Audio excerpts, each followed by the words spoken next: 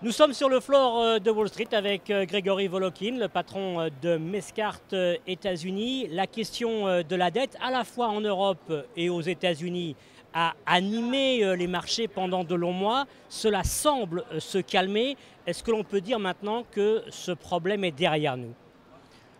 Je n'ai pas l'impression que ce problème est derrière nous. Je dirais que ce problème n'est plus devant les yeux au niveau des médias et les investisseurs n'y pensent pas trop.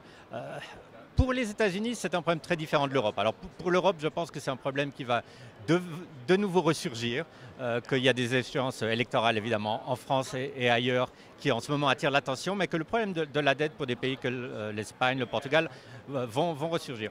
Pour les États-Unis, je dirais que ce n'est pas encore le principal problème. Les États-Unis sont encore embarqués dans un mouvement où il s'agit de stimuler l'économie par des moyens monétaires. On n'a pas du tout l'impression que c'est aujourd'hui que la Fed va resserrer les écrous, couper cette liquidité. Donc le problème de la dette, c'est quelque chose qu'aux États-Unis, on a poussé un peu.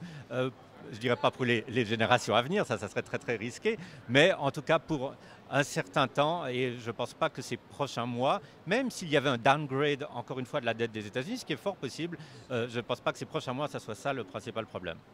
On a des échéances électorales en France très bientôt, aux États-Unis vers la fin de l'année. Est-ce que cela va avoir un impact important sur les marchés? Comment est-ce qu'il faut, en tant qu'investisseur, se préparer à cela?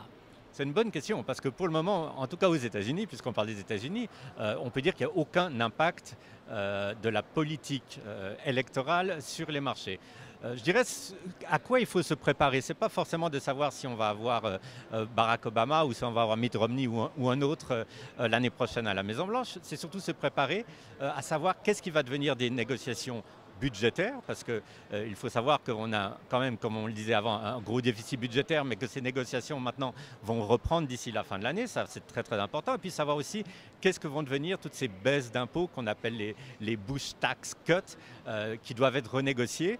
Et ça aura une très très grosse importance sur l'avenir non seulement des marchés, mais de l'économie aux États-Unis. Donc je dirais la politique va revenir. En premier plan, ça sera moins une question de personne qu'une question de qu'est-ce qu'on va faire avec les gros problèmes du budget et problèmes des impôts en principe qui ne sont pas du tout résolus ici. Grégory Volokin, merci.